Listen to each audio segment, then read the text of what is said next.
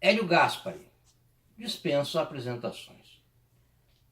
Escreveu esta obra maravilhosa, dividida em 5 livros. A ditadura envergonhada, a ditadura escancarada, a ditadura derrotada, a ditadura encurralada e a ditadura acabada, sobre o regime militar no Brasil. Eu escolhi, para trabalhar esse vídeo,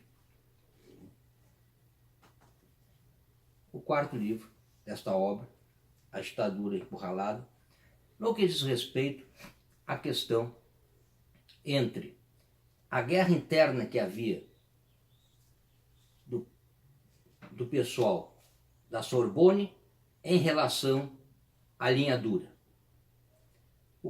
Quais os sentimentos dos militares na época que estavam vivendo aquele momento? Fundamentalmente a relação do Geisel e do Golbery, que faziam parte do pessoal da abertura, querendo a abertura, contra o pessoal da linha dura. Reclama Geisel: por que não faz uma ditadura bem botocuda e me botam para fora? Por que eu não vou ficar 4 anos aqui aguentando as besteiras dos coronéis, majores e capitães? Depois a gente reclama quando diz que é governo paralelo. E é mesmo, segundo Geisel.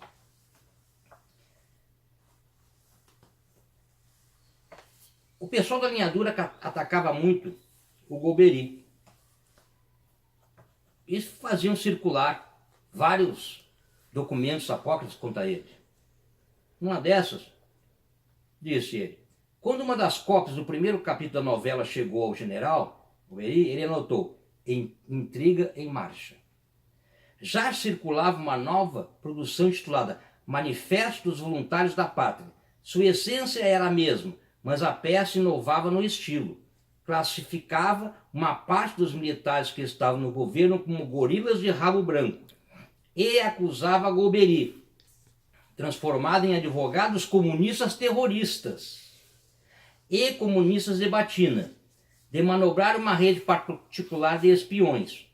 Outra panfletagem dos sentinelas do Brasil advertia: se persistirem as traições, não restará aos soldados da Revolução outra alternativa que não seja fazer sentir aos traidores e comunistas o peso de suas armas. Veja, olha só que importante. Dentro do regime militar, alguns militares acusando Golbery de comunista.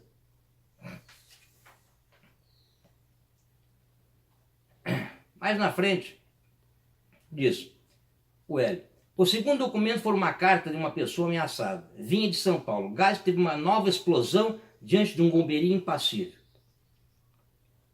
Isso, Geisel, tem que acabar esses dóis, esses códigos. São organizações espúrias. Se querem continuar, venham sentar aqui.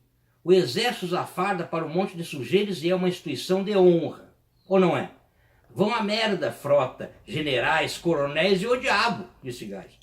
Um bando de covardes. Me derrubem, tão fácil. Uma das soluções para mim é ir embora daqui, mas é uma solução covarde. E me mentem. A guerra interna era muito maior do que se pensava.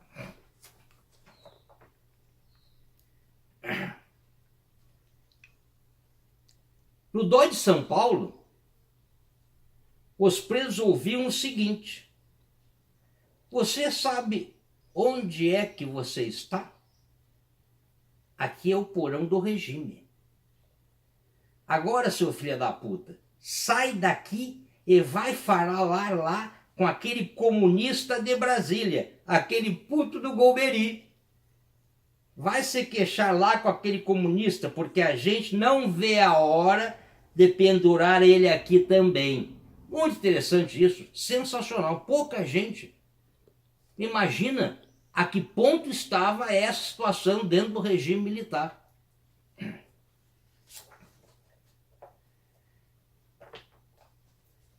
Outra passagem interessante do Hélio Era uma percepção oposta de Geisel, que viu seu governo amparado pelo povo, pela Aliança Renovadora Nacional e pelas Forças Armadas nessa ordem.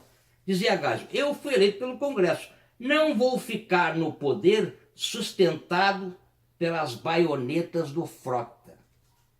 Depois, lá na frente, ele acabou demitindo o Frota, como todos sabem.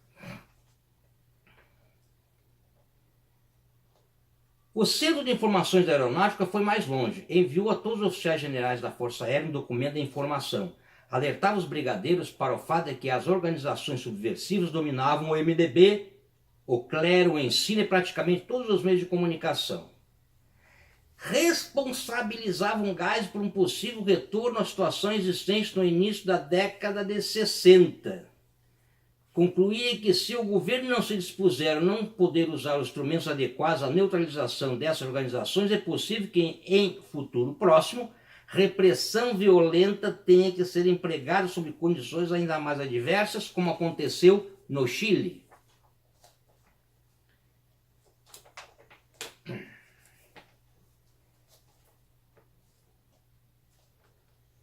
Essa passagem que o Hélio de Gaspar é muito interessante. Entre o final de 76 e início de 77, isso aqui é para ver como estava a guerra interna lá dentro. O núcleo de profeteiros de Brasília discutiu o mais audacioso plano terrorista concebido no país. Queriam matar Geisel. Há duas versões que se conversou. Uma revelada em 1996 é do coronel Alberto Fortunato, que pusera bombas em alvos esquerdistas durante o surto de 1968. Diz ele: estudamos a possibilidade de obter um foguete desses portáteis de ombro e com ele abater o helicóptero do qual viajava diariamente o presidente Geisel. Um dos nossos subiria ao terraço de um dos ministérios, aguardaria o momento da decolagem, efetuaria o disparo e desceria calmamente, misturando-se aos demais funcionários. A outra hipótese para o atentado contra Geisel, contada em 1985, é do tenente-coronel Elvésio. Diz ele: pessoas que estavam na guarda pessoal de Geisel, comandada pelo Pedroso, vieram me procurar. Eles se propunham a executá-lo. Chefe, é só o senhor marcar o dia e a gente queima o homem. Eu não concordei e disse a eles que não poderíamos fazer isso porque o Brasil não era nenhum país africano. Então, quer dizer que escapei de boa, comentou Geisel anos depois, sabendo de tudo isso. E mais interessante é esta foto do Geisel com o Golbery, onde mostra a profundo entendimento entre os dois.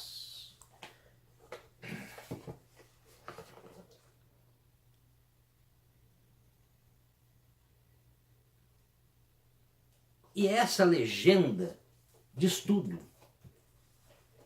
Geisel à direita com Golbery. Diz Geisel: eu não tenho nenhum complexo em relação ao Golbery. Podíamos estar em posição invertida. Ele presidente e eu chefe de gabinete civil. Há uma identificação entre nós dois que vem de muitos e muitos anos. Então, muito interessante, evidentemente, esta obra do Hélio Gaspari, e que fundamentalmente essas questões internas, quando o Geisel tentou promover a abertura, do verdadeiro bombardeio que ele levou de outros setores do meio militar. Leitura obrigatória, óbvio que não só esse volume 4, mas todos esses volumes do Hélio Gaspari.